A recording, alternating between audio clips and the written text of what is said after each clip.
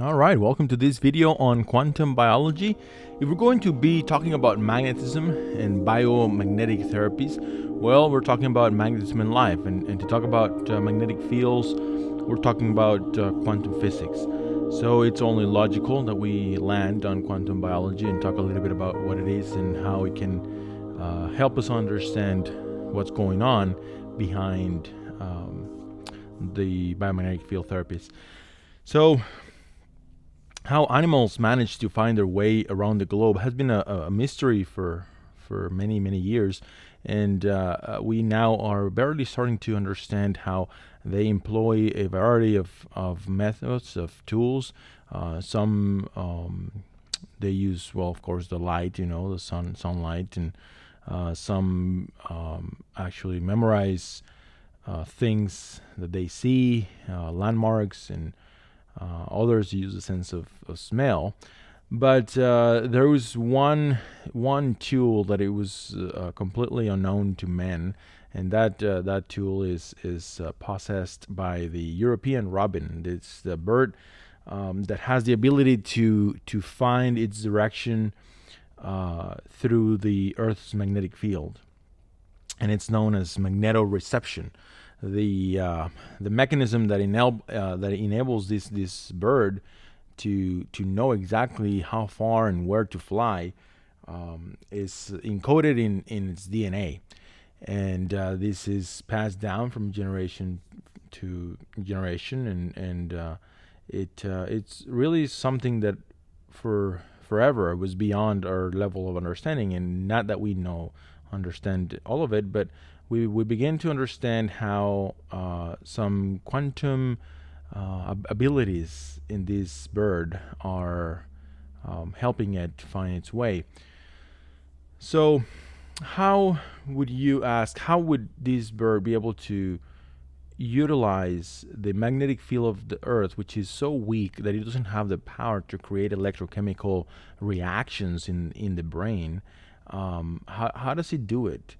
And well, this is where the only possible answer is if we look at it from the quantum machine perspective, if you will. The Earth's magnetic field, it's so weak that there is no way that it will react a chemical reaction, that it will create a chemical reaction. So the molecules in this bird's brain will need about 1 billion times the energy to break a chemical bond than that of the magnetic field. So I wanted to share this with you because it really forces us to ask the question: are we really quantum machines? Do our bodies are able to work with the quantum laws in ways that we have yet to comprehend? And anyway, I want to leave you here with this video. This is part of the quantum biology class of my course, and I hope you enjoy it. This is just beginning, so there's not a lot of research on this, but it's coming.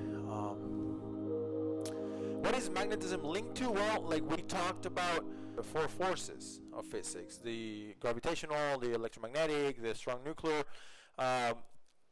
because one of the forces is electromagnetism, then magnetism is really linked to everything. Going back to this form, the electron is the one that is producing the magnetic field, and everything is made up of atoms, so everything is related to electromagnetic fields. And I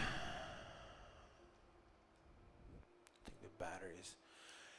This is, I don't know if you remember what I said, that the explanation that scientists give for magnetism is horrible, and it goes to show that science has yet to understand what magnetism is. And I'm going to read this, and this is so stupid. This is the actual definitions that you will find on any scientific book, but it's nonsense. Magnetism is a force exerted by magnets when they attract or repel each other. That's not an explanation. Magnetism is caused by the motion of electric charges. Every substance is made up of tiny units called atoms. Each atom has electrons, particles that carry electric charges. That says nothing. That's not an explanation. The second one, magnetism, I think this one is from Wikipedia, I think. Magnetism is a class of physical phenomena that are mediated by magnetic fields. Electric currents and the magnetic moments of elementary particles give rise to a magnetic field which acts on other currents and magnetic moments. That is just going in circles describing something that is yet to be understood. It's like if I see a car and I claim that I understand it because I say, well, a car is made of metal and it goes on the highway at 60 miles an hour. That's not explaining what a car is. That's describing. And there's a big difference between an explanation and a description. And I haven't found a physicist that is willing to accept that this is not an explanation. It's horrible. But I wanted to share with you this because we're so used to a magnet that it seems such a common thing. Oh, it's just a magnet. So silly. It's a I have it on the fridge, and how are you going to heal anybody with a magnet? But we become so accustomed to that word and to what it does. But in truth, nobody in science has really any clue what it is. Kind of like the gravitational pull. We talked about it. We feel it. We break our bones because of it. But we don't really understand how it works.